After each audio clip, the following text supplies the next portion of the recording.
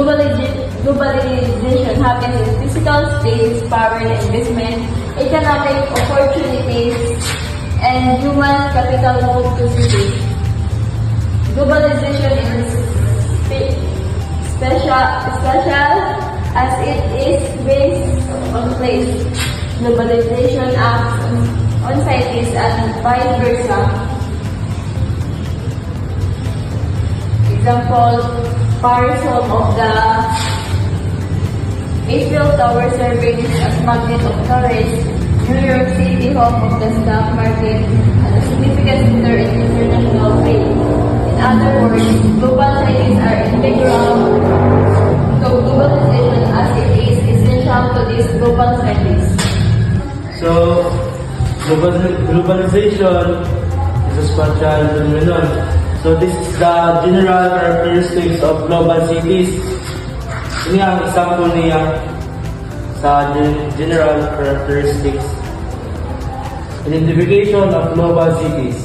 The global city by Sasser in 1996, she only identified the three global cities, New York, London, and Tokyo.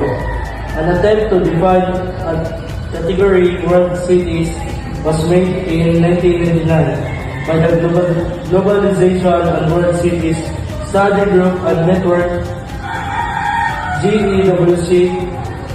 GEWC ranked cities based on probation and advanced producer corporation.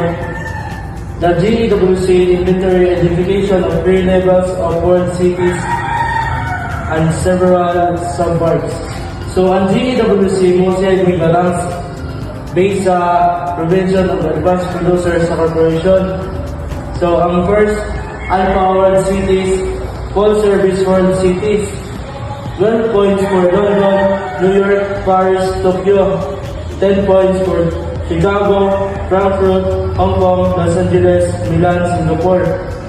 And the second, Beta World Cities, Major World Cities. 9 points for San Francisco, Sydney, Toronto,